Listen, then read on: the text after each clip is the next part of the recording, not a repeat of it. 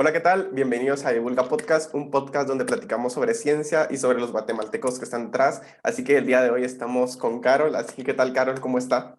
Hola David, bien, gracias. Gracias por la invitación. Y no, bueno, gracias a usted Saludos. por aceptarla. Y no sé si quisiera dar una pequeña presentación de quién es usted, a qué se ha dedicado estos últimos años. Sí, gracias. Me llamo Carolina Guzmán Quilo, yo soy química farmacéutica y trabajo en la Facultad de Ciencias Químicas y Farmacia. En este momento estoy a cargo del Departamento de Toxicología y pues el principal interés es el apoyo a la rama, la toxicología a nivel del país. Ok, y pongámosle, o sea, vi que aparte de ser obviamente farmacéutica, pues tiene varias maestrías en atención farmacéutica, una en toxicología, una en España y de todo un poco. También ha dado clases, bueno, da clases en la USAC y también está en la UVG. Y bueno, o sea, para entrar en todo esto, pues usted lleva mucho tiempo como en esta rama de la toxicología. Así que, ¿cómo cree que está la toxicología en Guatemala? Y para usted personalmente, cómo ha sido su experiencia trabajando en este tema aquí en Guatemala? Bueno, David, yo creo que a nivel de Latinoamérica la toxicología está en pleno auge. Realmente es una ciencia que comparada con otras especialidades médicas como las más conocidas, pues probablemente no es tan popular. Ujú. Sin embargo, es una especialidad bastante, bastante puntual que requiere de la integración de conocimientos de muchas áreas, ¿verdad? Entonces, se puede decir que la toxicología no es una ciencia que es fundamentalmente propia solo de una carrera, sino que integra diferentes disciplinas para poder lograr un resultado.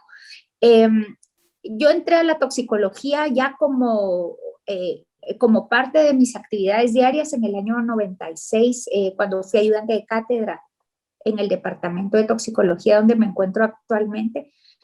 Y déjeme decirle, David, que fue para mientras en lo que me graduaba, pensé que era oportuno poder trabajar y captar un poco de experiencia mientras trabajaba mi tesis. Yo había Ujú. estado trabajando en control de calidad en un laboratorio farmacéutico donde hice mi EPS y me quedé trabajando unos años y necesitaba terminar mi tesis, ¿verdad? Porque cuando uno empieza a trabajar a veces pues va posponiendo ciertos proyectos y la tesis pues es uno que en ese momento se fue quedando y entonces yo pensé que era una opción para mantenerme actualizada, pero también además como una fuente laboral y entonces apliqué hice el concurso de oposición, como lo hacemos en la Facultad de Ciencias Químicas y Farmacia en la Universidad de San Carlos, y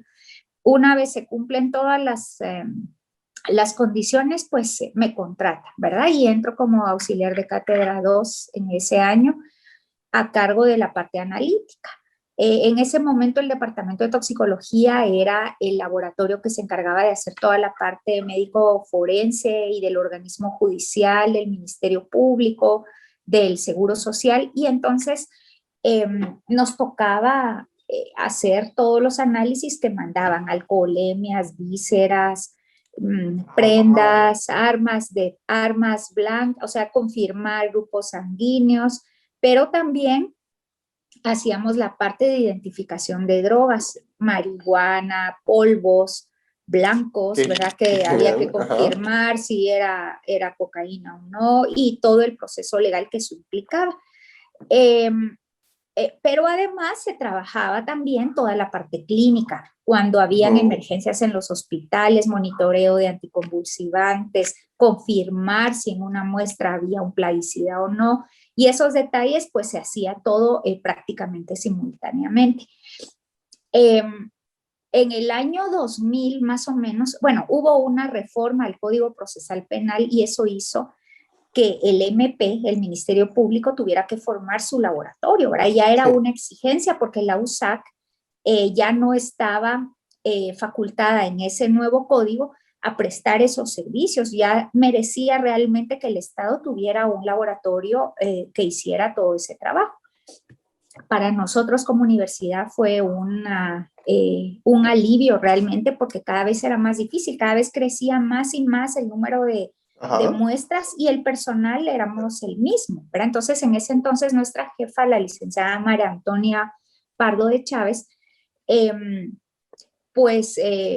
al ver que ya estaba esta aprobación en el nuevo Código Procesal Penal, eh, con las autoridades tomaron la decisión de no recibir más muestras, pues el laboratorio ya funcionaba y el laboratorio surge con una de nuestras colegas que trabajaba en el departamento, la licenciada, que ahora es doctora, Miriam Ovalle de Monroy, que luego fue también la primera directora de INASIF, que es ahora el laboratorio, el instituto que se encarga de toda esa parte. Entonces, usted se imaginará, David, que cuando yo entré, era toda esa parte que implicaba el análisis tan delicado, tan específico, ¿verdad? Que requería de muchos cuidados. Yo venía de la industria donde, por ejemplo, si hacemos un análisis con un medicamento y necesitamos repetirlo, podemos pedir más muestra y lo volvemos a hacer, pero en este caso ya no. O sea, una muestra que era única, que era irreemplazable y que era además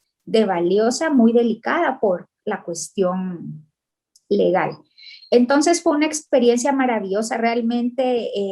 Al año siguiente, cuando me graduó, la licenciada María Antonia me comenta que probablemente esa plaza de ayudante de cátedra se iba a transformar en profesional de laboratorio, con menos horas, pero si había posibilidad de que yo quisiera optar a esa plaza, pues que optara. Y entonces es así como me quedo durante 7 años trabajando en el laboratorio en la parte analítica.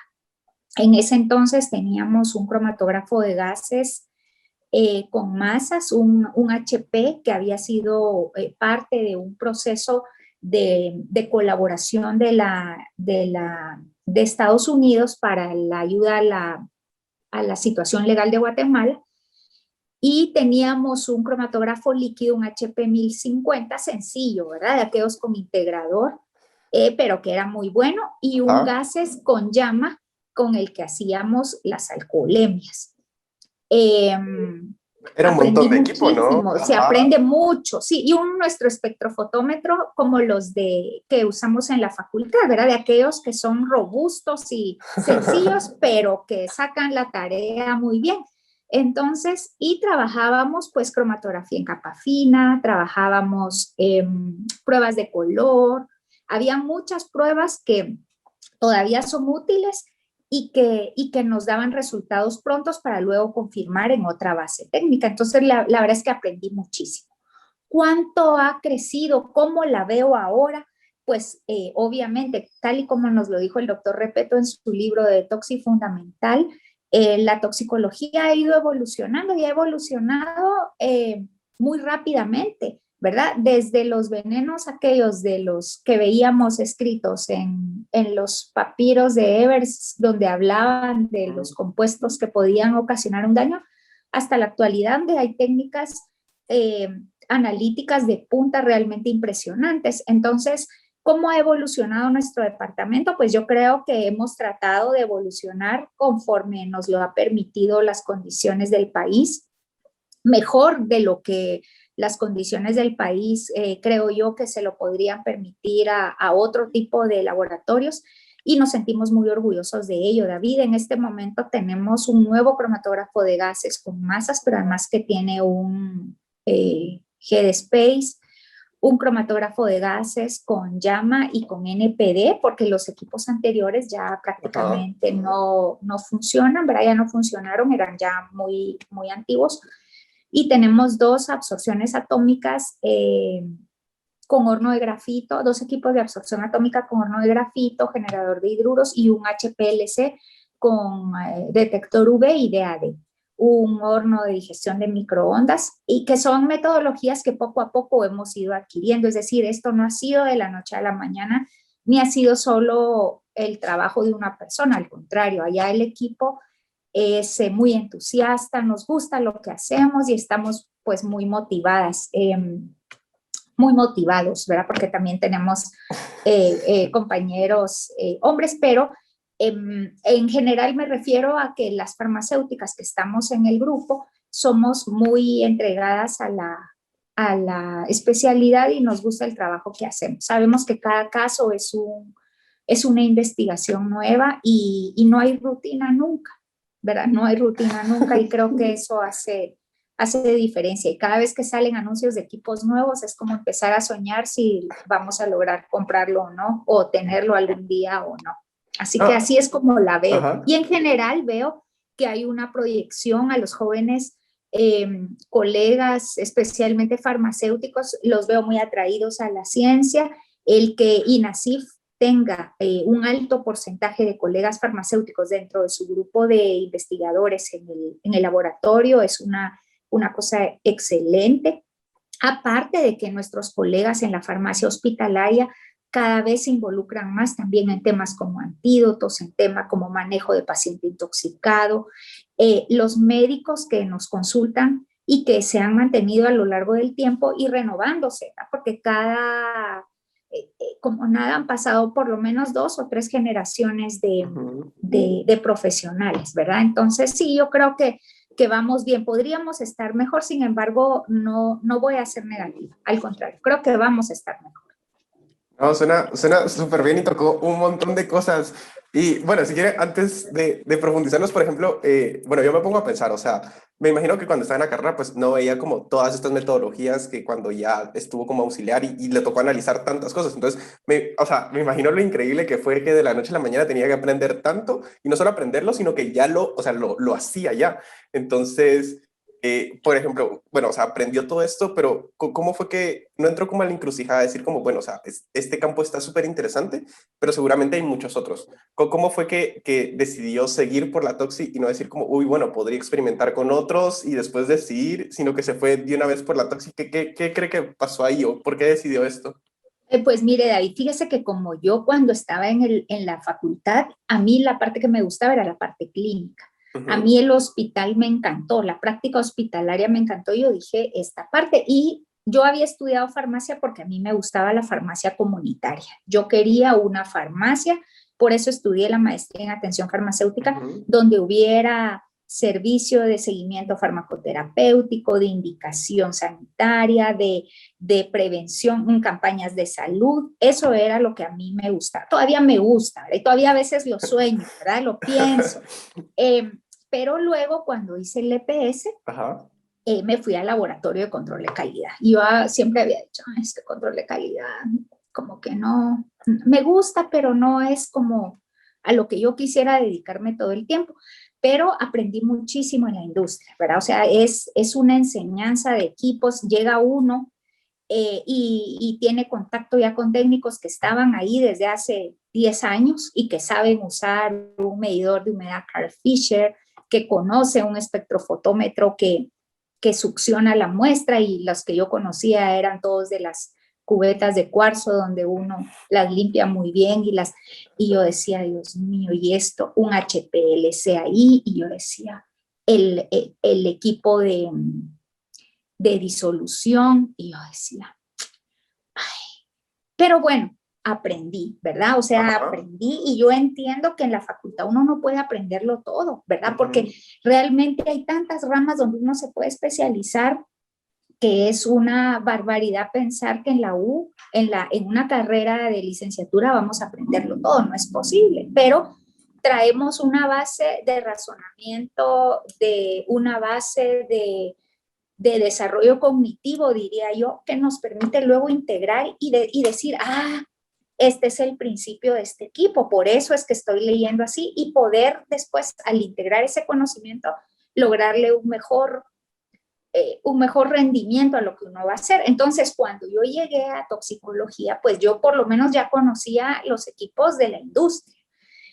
Y entonces llego a un laboratorio donde las muestras eran diferentes, ¿verdad? Donde había sangre, donde había orina, donde habían vísceras, ¿verdad? Hígado, contenido de estómago, unas muestras que uno veía en los frascos y no sabía ni qué eran, ¿verdad? Porque los forenses pues mandaban el grupo de muestras y pedía los análisis, de repente un cuchillo, de repente una bolsa con hierba, de repente un cigarro fumado y había que, era una cosa completamente nueva. Sin embargo, déjeme decirle, David, cuando yo llegué, como era auxiliar de cátedra, o sea, mis labores fueron muy puntuales al principio, o sea, no pretendieron que yo ni que supiera todo, ni que lo hiciera todo de una vez, porque eso era muy delicado, eran labores que eran muy puntuales, ¿verdad? De manera que tuve una inducción para que yo aprendiera a hacer lo que tenía que hacer y que lo hiciera bien. No me podía dar el lujo de equivocarme, ¿verdad?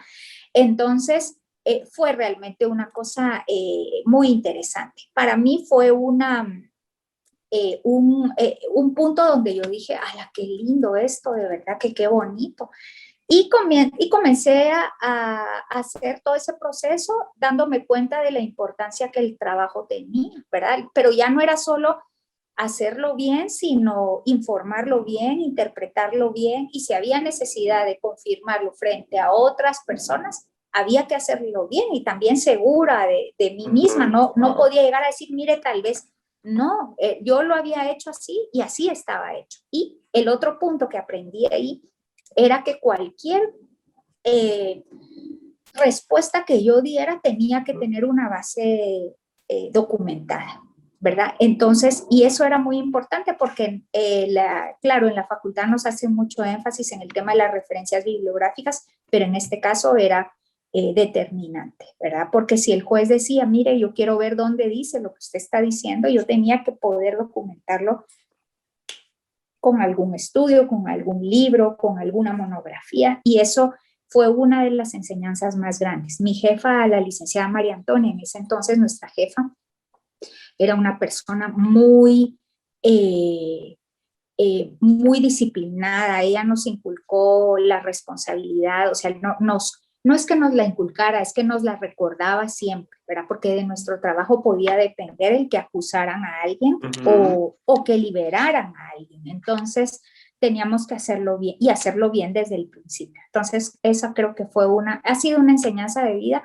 Y luego empecé a darme cuenta de todo lo que podía trascender nuestro trabajo en la prevención con plaguicidas, y cómo los plaguicidas impactan a nivel del interior del país, la gente expuesta sin saber que es un compuesto o son compuestos que pueden ocasionarles un daño a largo plazo o un daño inmediato por no guardarlos bien. Si con los medicamentos en el hospital veíamos el tema de la automedicación o el no uso o la no adherencia a las terapias, aquí lo que veíamos era personas que no consideraban que fueran productos tan peligrosos, que los guardaban abajo de la cama o que los rociaban sobre la frazada con la que se tapaban para que las chinches no los picaran. Digamos, ese tipo de cuestiones probablemente fue de lo que más me impactó, y a la fecha plaguicidas es uno de mis temas favoritos, siempre a tratar en la prevención. Y bueno, si quiere, cabal, antes de entrar al tema de plaguicidas, que es como un tema, la verdad, enorme, estaba hablando de, bueno, dijo hace un ratito todos los equipos que tienen en el CIAT, y bueno, cada equipo pues tiene para un montón de metodologías. Entonces, si ya uno hace un listado, pues es una cantidad de análisis increíble la que se pueden hacer. Pero, por ejemplo, a partir de esto, ustedes tienen ahí que pues pueden trabajar con muchos otros profesionales, con farmacéuticos, veterinarios y, como había dicho, pues fiscales del ministerio. Pero ¿cómo es esta sinergia en realidad? O sea, no sé, yo siento que en Guate a veces hay mucho de que no existe, como la información no está bien indexada a veces, y a veces cuesta conectar A con B. Entonces, ¿cómo ha sido esto para ustedes de que, pues, o sea, me imagino que cuando alguien viene y los conoce, pues dicen, no, fijo, trabajo con ellos, pero ¿cómo ha sido para ustedes lograr que, o sea, como que este laboratorio se expanda y se llegue como a, pues, a todos los profesionales, por decirlo así? Pues es difícil, David, usted lo ha dicho, esto ha sido difícil y es un trabajo de hormiga, porque tampoco podemos, digamos, alguien me decía, mire, es que hay que lanzar una campaña que haga que más gente los conozca, y yo les digo, sí, al personal que pueda usar, ¿verdad? Porque esta es una cuestión delicada también. El tema del laboratorio se maneja de manera que para que nosotros podamos hacer un análisis, necesitamos que haya un profesional que lo pida, un veterinario, un jefe de personal, un médico, un abogado, porque podría ser muy fácil, digamos, a estas alturas, preparar una muestra y decir que alguien se la dio y que estaba envenenada, ¿verdad? Y uno acusar a alguien. Y que el laboratorio confirme precisamente que está con un compuesto que puede ser mortal, ¿verdad? En cierta dosis, y que haya una acusación en contra de un tercero. Entonces, por eso es que siempre pedimos una solicitud de análisis de una persona responsable, un tercero que no tenga relación directa con el caso. O sea, si yo sospecho que mi vecina envenenó al conejo que yo tenía en el jardín, no voy a pedir yo la muestra, ¿verdad? Sí, Sino sí. que voy con un veterinario y el veterinario tendrá que ver al conejo y decir, sí, mire, probablemente está envenenado. Entonces ya viene la solicitud. Pero su pregunta es, ¿cómo hacemos para expandir Ajá, si quiere, sí, pongámosle en este ejemplo, todos los veterinarios saben que pueden mandar muestras al CIAT, por en la ejemplo. facultad de veterinaria, sí, por ejemplo, en el hospital, Okay. el hospitalito que tiene veterinaria y los colegas que han tenido contacto con nosotros. Es decir, se vuelve también un grupo que al final no es muy grande, pero que con los años ha ido en aumento, ¿verdad? Entonces tenemos consultas de bomberos, tenemos consultas de veterinarios, de médicos de las emergencias de los hospitales nacionales. Hay a través de los EPS, pues se va ampliando el grupito que va consultando y el número de emergencias está en las etiquetas de los plaguicidas, de los productos de higiene. Entonces, gente que no es profesional, pero que tiene una consulta, sí la puede hacer a través de la línea de emergencia. Entonces, poco a poco, a través de los investigadores de la facultad, a través de enlaces que tenemos con otras facultades, pero que se han ido haciendo como labor de hormiga. Digamos, nos tomamos el tiempo de llamar, por ejemplo, a Secatidi, bueno, recordarles que está el servicio para los pacientes que consumen drogas, al de Hospital de Salud Mental con trabajo social. Ese tipo de alianzas son las que hemos ido promoviendo. No tanto como quisiéramos, sobre todo en este último año de pandemia ha sido muy irregular, eh, pero ya retomamos el laboratorio y la parte de salud ocupacional es también un bastión importante porque las empresas envían las muestras de sus trabajadores para el monitoreo por exposición a metales, a plaguicidas o a solventes. Entonces, realmente nuestra actividad es constante, probablemente no tan visible como nos gustaría, pero es lo que hay por ahora, David. Y pongámosle, esto me lleva al otro, o sea, eso de que el número de ustedes esté como en los plaguicidas, por ejemplo, es increíble, pero a la vez es como, me imagino que han llegado a puntos donde ustedes están como saturados, porque al final, así como laboratorios como ustedes, que yo sepa, solo está ustedes y Nasif como con la calidad de equipo que pueden hacer ciertos análisis. Entonces, no han llegado puntos donde es como, o sea, ya no podemos hacer más, o sea, al final Guate es como medianamente grande y el laboratorio se satura de muestras y es como tendríamos que, no sé, abrir otra sede en otro lugar o cosas así, por ejemplo. A veces sí, depende de la época del año. Casi siempre el segundo semestre es más movido que el primero. La demanda es más o menos unos 2.500 a 3.000 análisis al año y el año pasado fueron, bueno, el año pasado disminuyó por la pandemia, pero aumentaron las consultas por vía telefónica, que son llamadas que pueden ser casos de intoxicación o simplemente consultas de información. Fueron más de 600 llamadas las que se atendieron, es un número 24/7, que sí, que nos sentimos saturadas a veces, es cierto, pero en general, hasta ahora con el personal que tenemos, somos 11 personas, hemos logrado cubrir la demanda que hemos tenido. Y hemos crecido, ¿verdad? Hemos crecido desde el año 2006 a la fecha.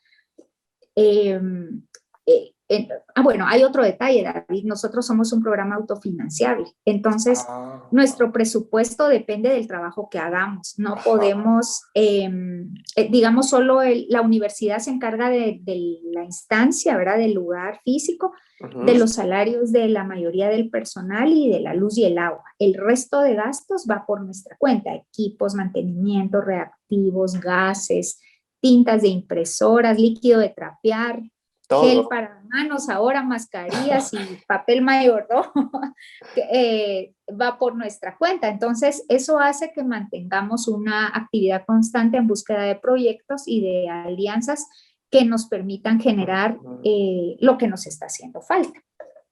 Y póngame, bueno, ahorita hace un rato mencionó las llamadas por intoxicación y también y regresando al tema de plaguicidas, por ejemplo, o sea, ¿cómo ha sido su experiencia en este tema? Sé que lleva como bastante tiempo en este tema y platico un poco sobre los casos de intoxicación, más que todo de la parte del interior, pero ¿cómo ha sido su experiencia en esto, por ejemplo? ¿Y de dónde nace el interés por plaguicidas?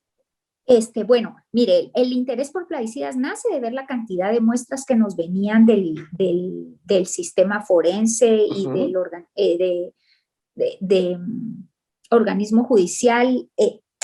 Eran muchos los casos y de hecho a la fecha sigue siendo los que encabezan las estadísticas. El año pasado, excepto que fueron los productos de higiene, por el alcohol en gel, por los líquidos desinfectantes y por todo esto que hubo en pandemia, ¿verdad? Y esas promociones de usar cloro para hacer gárgaras también. No. Entonces, pues nace de eso, ¿verdad? Habían tantos casos y luego tengo oportunidad de ir a un congreso internacional en Estados Unidos. Este fue un congreso en los institutos de la salud, en NIH, en Maryland. Y en ese congreso era solo sobre plaguicidas y sus efectos en el trabajo. Y comienzo a ver tanta investigación que han hecho relacionada con el efecto de los plaguicidas, sobre todo a largo plazo por ejemplo, sobrecargos en aviones que volaban de un lugar a otro en Asia, por ejemplo, ¿verdad? Porque aplicaban plaguicidas en los aviones por todos lados, en los agricultores, las señoras que lavaban la ropa. La exposición era realmente en el trabajo, era vasta. Y en Guatemala simultáneamente se estaba desarrollando un proyecto que se llamaba PlaxSalud, que era un proyecto centroamericano coordinado por la OPS con fondos de la cooperación danesa. Y en ese momento se hace capacitaciones a médicos y llevamos varias de nosotras el curso de un diplomado de intoxicaciones agudas por plaguicidas, diagnóstico, prevención, tratamiento, y ahí es donde comienza toda la historia, ¿verdad? El curso a la fecha se sigue impartiendo, solo que ahora es modalidad online y a demanda de quien lo lleve. Digamos, si a usted le interesara el tema de plaguicidas, usted se puede inscribir en la plataforma virtual, no tiene ningún costo y usted lo hace a su ritmo, ¿verdad? Es un curso precioso donde está por capítulos según los grupos químicos de plaguicidas, muy interesante y es muy didáctico, ¿verdad? Con muchos dibujos y la persona no siente que está estudiando, pero va aprendiendo. Entonces es un curso dedicado a profesionales de la salud, ¿verdad? Médicos, enfermeras, farmacéuticos, veterinarios, agrónomos, ¿verdad? O sea, en general. Y pues así es como va evolucionando. Actualmente ese curso se sigue dando. Nosotros tenemos varios materiales hechos por tesistas. Tenemos un curso para enfermeras, para el apoyo en las intoxicaciones con plaguicidas, hecho por Nadia Rodas, una colega farmacéutica.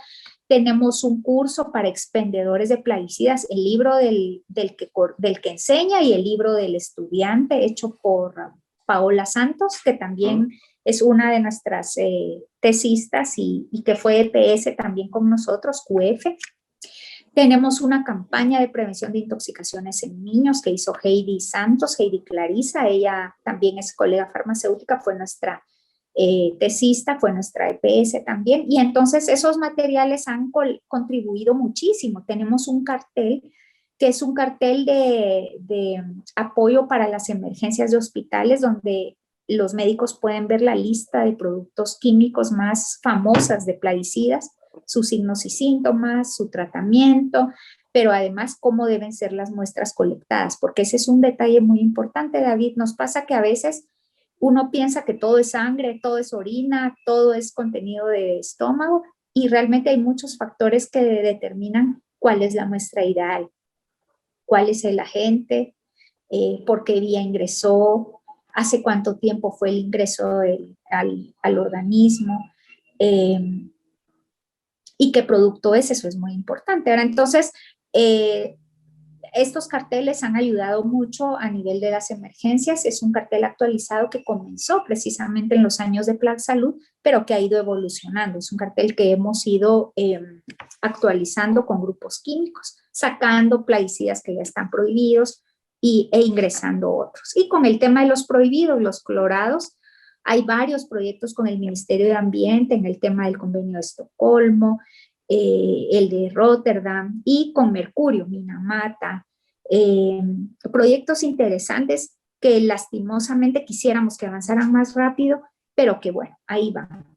Y pongámosle, usted mencionaba de que había una gran cantidad de casos de intoxicación por plaguicidas y cabal, bueno, hay un documento enorme donde, entiendo que el documento nace con esta hipótesis, ¿por qué esta gran cantidad de casos? Entonces, ¿a qué conclusión llegaron? ¿Cuál era la hipótesis más certera de por qué esta gran cantidad de casos? O sea, ¿por qué la gente se intoxica con plaguicidas, como aquí en Guatemala, en el interior? Ya, mire, hay informes del Ministerio de Salud, de Vigilancia Epidemiológica, porque no todos los casos llegan al CIAT. Allá con nosotros sí. No están todos, ¿verdad? Y para la audiencia, el CIAT es el Centro de Información y Asesoría Toxicológica, que creo que no lo he mencionado en ningún momento. Bueno, este informe de epidemiología del Ministerio de Salud más o menos estima 900 casos al año, más o menos. Ese ha sido el promedio en los últimos años. Sin embargo, cuando se desarrolló Plan Salud, se hizo un estudio que era sobre subregistro de casos. Y se determinó que más del 90% de subregistro nos estaba afectando. Eso quiere decir que era un 90, no estoy segura si era un 92.7 o era un 93% de subregistro. Eso quiere decir que por cada 7 que estamos viendo, hay 93 que no vemos. Exacto, entonces, eso implica que si estamos viendo 900, haga usted la cuenta cuántos realmente están ocurriendo, ¿verdad? Exacto, porque habrá muchos que se queden en una intoxicación leve, donde el paciente solo tiene dolor de cabeza, tuvo náusea y ya pasó. Pero hubo otros donde el paciente vomitó, se desmayó, convulsionó, lo llevaron a la emergencia y eso es lo que vemos en las estadísticas. Entonces, ¿por qué hay tanto caso? Bueno, en primer lugar, porque en Guatemala la venta es abierta. Si usted quiere comprar un plaguicida, puede ir a un agroservicio y lo compra. No le están preguntando si usted es mayor de edad, si usted sabe de agricultura, si usted en qué lo va a usar. Probablemente no le van a preguntar mayor cosa. El ministerio da capacitaciones a agroservicios y en teoría los propietarios y los que atienden los agroservicios tienen capacitación. El problema es que hay agroservicios que no están registrados y entonces abren su puertecita en algún lado y venden. Y cuando usted ve esos reportes de epidemiología, se da cuenta también que la circunstancia de los casos, esto es, la circunstancia es una forma en que podemos determinar si el caso fue intencional, fue no intencional o fue una reacción adversa a un medicamento o a un alimento, ¿verdad? O desconocido. En esa categoría de circunstancia, nos podemos dar cuenta que la mayoría o por lo menos la mitad de los casos son intencionales. Y cuando hablamos de intencionales, suicidas. Eso significa de que hay un porcentaje alto de la población que se intoxica con plaguicidas en esa circunstancia, David. Y eso es una de las cosas tristes también, el tema de salud mental a nivel del interior del país, en el área de Oriente, pero también en el área del Triángulo Ixchil, ¿verdad? Y aquí viene también ya el componente social. ¿Por qué nos está pasando esto? ¿Verdad? ¿Qué condiciones son las que están empujando a las personas? Antes hablábamos de migración, hablábamos de situación económica, hablábamos de problemas amorosos, ¿verdad? Eso se daba mucho.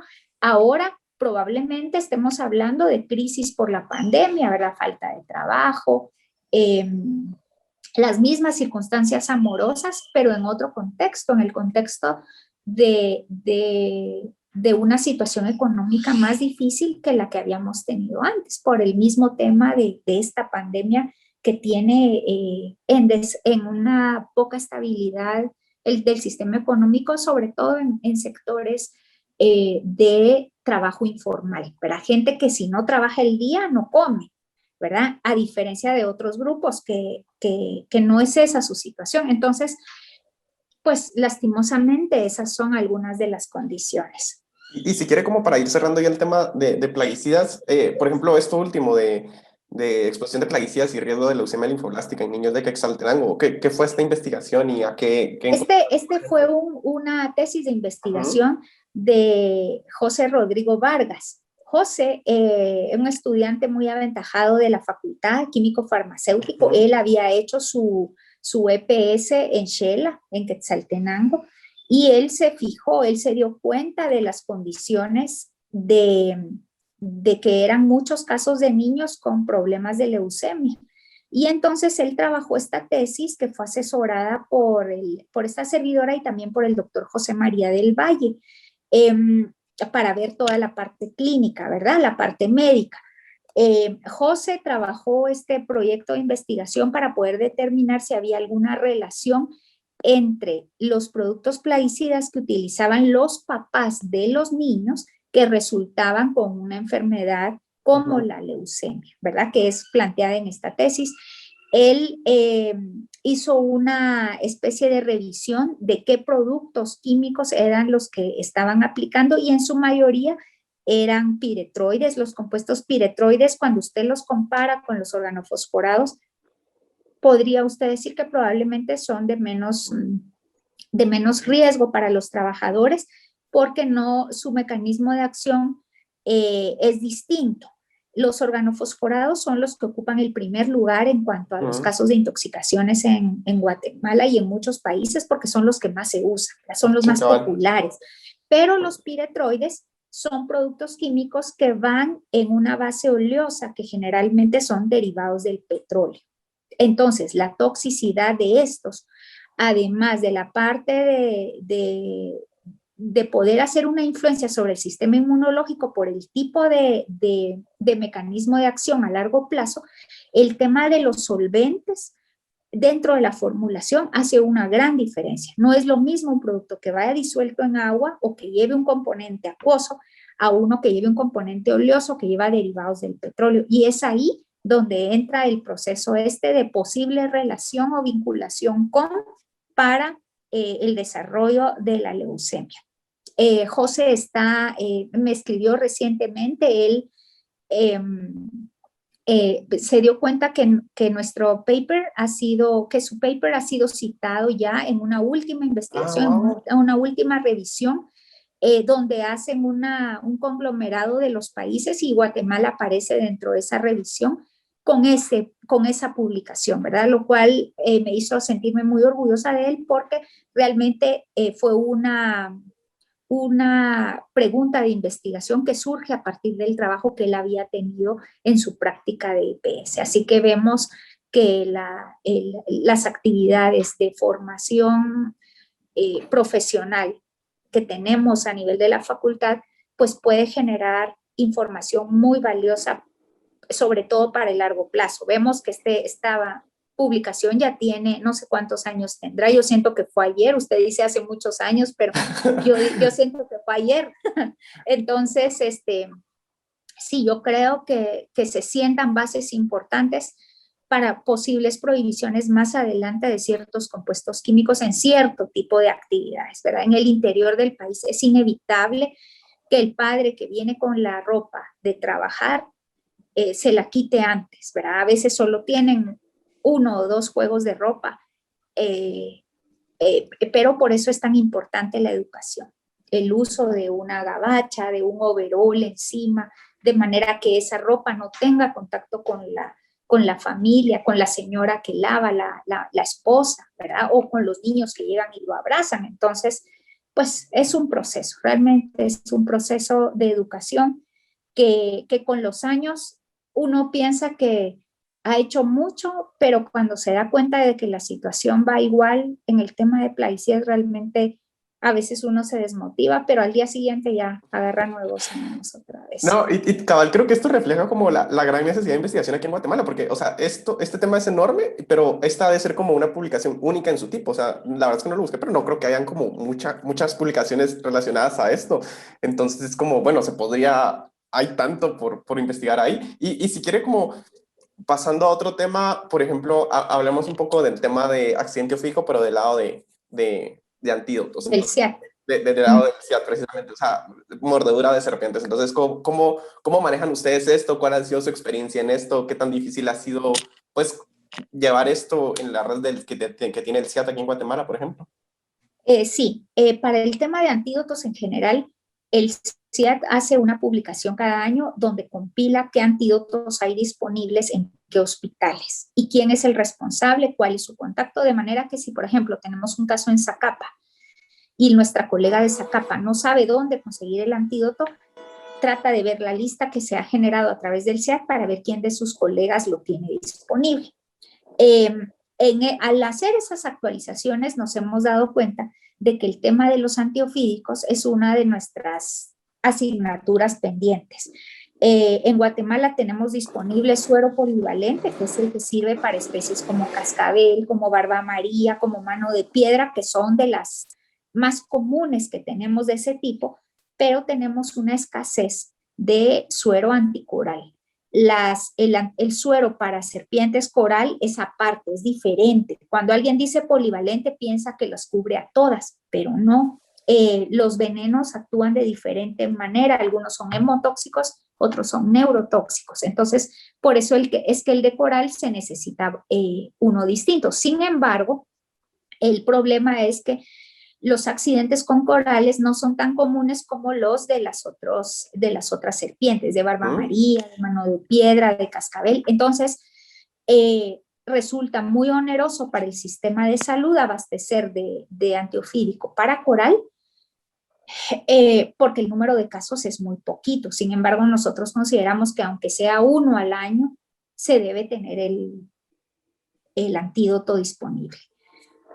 ¿Cómo trabajamos el tema de los animales ponzoñosos? Bueno, hay un médico, un pediatra, el doctor Erwin Castellanos, él es un profesor también de la Facultad de Medicina, colaborador del CIAT. Entonces, los casos que tenemos para consultas pasan directamente a él. Nosotros solo hacemos el enlace.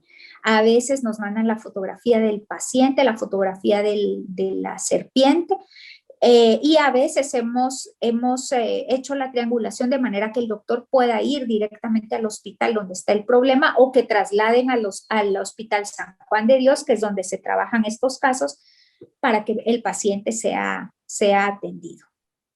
En algún momento tuvimos un convenio, una carta de entendimiento con el Instituto Bioclon, que es un instituto mexicano que distribuye sueros pavoterápicos para polivalente, coral, loxoceles, reclusa, la araña violinista, la Troectus marcans, la viuda negra, y tiene suero antiescorpión también. Lastimosamente, ya ellos no lo mandan directamente a Guatemala y nuestra carta de entendimiento finalizó. Ellos cambiaron también sus directrices de apoyo a la investigación y el servicio a otros países, entonces ya no es esa misma conexión que había antes. Sin embargo, tenemos los enlaces en el momento en que se necesita identificar una especie. Está el doctor Carlos Vázquez Almazán, que es un profesor de biología de nuestra facultad y que está a cargo del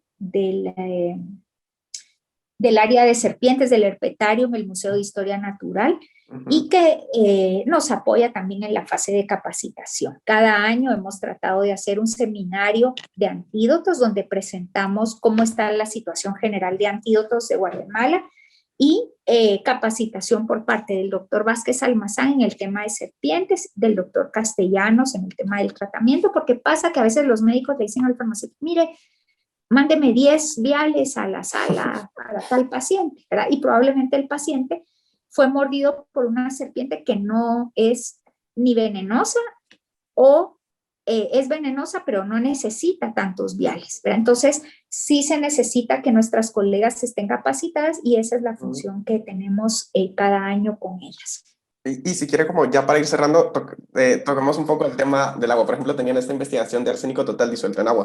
Y ese es como un problema súper grave que lleva mucho tiempo y no, lo peor es que tampoco hay como tanta investigación de esto. Entonces, ¿cómo ha sido su experiencia en esto, por ejemplo? Sí, David, estos han sido estudios pilotos realmente que nos sirven para apoyar la capacidad analítica de nuestros estudiantes que llegan en EPS o en práctica de EDC, y nuestro estudiante en turno es quien se encarga de esa colecta. Hemos analizado arsénico en agua municipal de casi todas las zonas del país y de áreas de algunos municipios. Nos hemos dado cuenta que especialmente las aguas que vienen de pozos son las que están con niveles de arsénico más altos. ¿Quién es el culpable? ¿Cómo se previene? Realmente el arsénico ya sabemos que es un metaloide que está naturalmente presente, está naturalmente presente, ¿verdad? En el ambiente, y que no podemos eliminarlo, ¿verdad? Realmente lo que sí se puede hacer es algún tipo de tratamiento previo de esa agua para que las personas no la consuman. En todos los casos hemos hecho la alerta a donde corresponde, de manera que le pongan atención a ese problema, que no es, que es parte del entorno, ¿verdad? Las vetas de arsénico están por todo el mundo y el área de Latinoamérica tiene varias importantes. En Guatemala, en el área de Misco, de Chinautla, tenemos concentraciones de arsénico alta en algunos lugares, especialmente en pozos, como le decía, en aguas de pozos. O sea, esperamos hacerlo pronto. Ya ahorita nuestro EPS Marcos Chitumul está encargándose de esa parte ahorita. Vamos a ver cómo pinta este año. Esperamos que no haya mucha variación con relación a años anteriores. Pero pongámosle, es que este tema, bueno, al menos cuando yo estaba bueno, todavía estoy en la, pero cuando era más joven, o sea, buscando, o sea, al final el arsénico sí puede ser como neurotóxico por un consumo crónico, entonces es como, ¿qué tantos? Y también es que, o sea, no hay tratamientos acá, y si uno ve como los límites de la Unión Europea comparados con lo que tenemos nosotros acá, pues es un poco preocupante. Entonces, sí, el arsénico nos puede dar una triada, lo que se conoce como la triada del arsénico, que en ciertas concentraciones puede afectar el sistema digestivo, puede afectar la piel y puede afectar el sistema nervioso. Sin embargo, a largo plazo es un cancerígeno, ¿verdad? Entonces, por eso es que es muy importante mantener los niveles por debajo de lo recomendado, que son 10 partes por millón. Hemos encontrado en general en el agua municipal niveles que no llegan a 5, pero hemos encontrado en aguas de pozos niveles que llegan a 17, a 18, en el área de Villanueva hemos visto también áreas de 17. Entonces, aquí el punto importante es que las personas sepan, ¿verdad? O sea, que haya cierta alerta para que esa agua no sea de consumo para alimentos, básicamente, que no se use para cocinar ni para beber. Ok, y bueno, si quiere para cerrar, bueno, ¿qué viene para usted ahora? O sea, ¿qué proyectos tiene para futuro? ¿Qué le gustaría hacer? ¿Dónde le gustaría en qué nuevos campos le gustaría entrar? Y no sé, algunas palabras de despedida. Gracias, David. Mire, ¿qué proyectos vienen? Pues nos acaban de avisar de que hemos sido seleccionados en un proyecto que tenemos con Centroamérica para aplicar a fondos en Estados Unidos, así que nos vienen 4 años en un proyecto. Seguimos en el grupo SALTRA, que es el grupo Salud, Trabajo y Ambiente en América Central, que es con quienes hemos trabajado esta propuesta. Ay, se me está acabando la carga, pero creo que alcanzamos a terminar. Sí. ¿Y qué sigue? ¿Qué sigue? Bueno, siguen muchas cosas. La verdad es que estamos celebrando los 100 años del departamento en este 2021. Sí, hemos tenido nuestras jornadas, nuestras jornadas académicas cada mes. Ayer, precisamente, antier, tuvimos al doctor Lino Carmenate, que habló sobre el fenómeno del burnout y este agotamiento de los trabajadores en general por el tema de exceso de trabajo, pero el próximo mes tendremos al doctor Luis Ferrari, que nos va a hablar sobre las nuevas sustancias psicoactivas. El doctor Luis Ferrari es de Argentina, de la TIAFT, de la Asociación de Toxicólogos Forenses Internacional, y él nos va a hablar sobre esto, un tema interesante. Y permítame. No se preocupe. Es que me estaba entrando una llamada y tengo el teléfono aquí al lado del iPad y me estaba entrando aquí en el iPad, perdón. Y entonces, pues bueno, vamos a terminar las actividades del centenario. Esperamos tener en noviembre una jornada académica presencial. Ojalá podamos hacerla ya muy pronto, ¿verdad? Ajá. Hemos venido colaborando con el capítulo estudiantil de la Sociedad Americana de Química, el ACS Student Ujú. Chapter. Entonces esperamos poder hacer un poco de proyección con los jóvenes que están estudiando ciencias químicas, no solo de farmacia, de química, de biología, bioquímica, micro, nutri, todos, ¿verdad? Que puedan hacer un poco de actividades más científicas, el festival, que es otra cosa pendiente.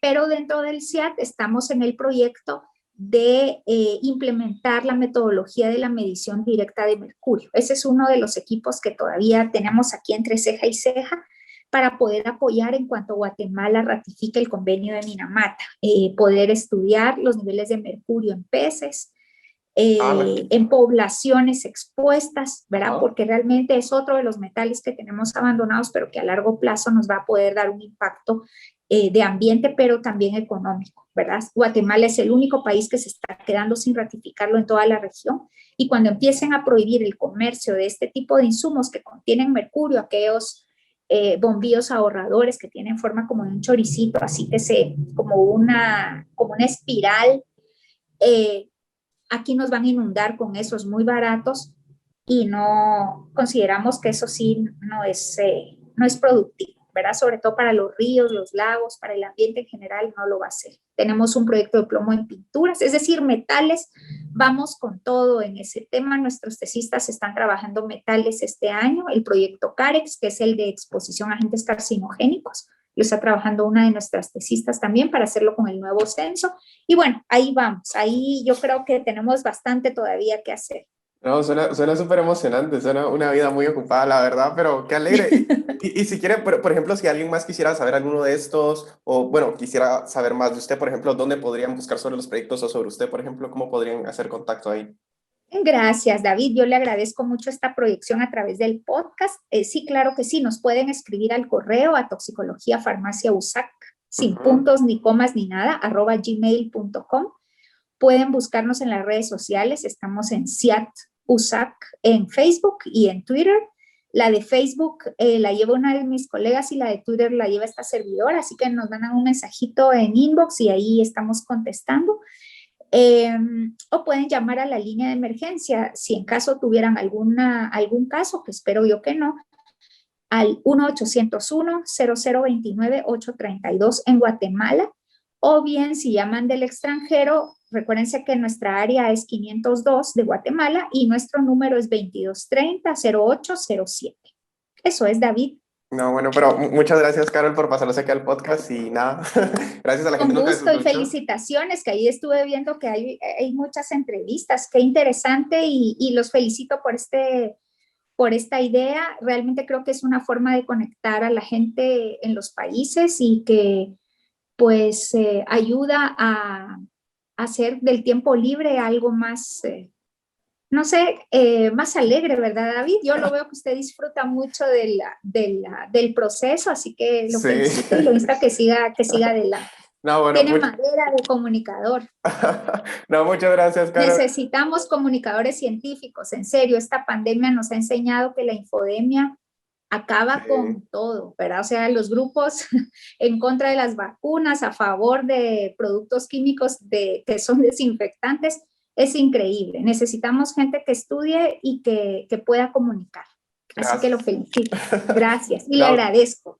no, gracias, gracias. Y bueno, muchas gracias a la gente que escuchó el podcast. Y bueno, nos vemos la próxima semana. Y bueno, eso sería el podcast, Carol, de verdad. Gracias por su tiempo.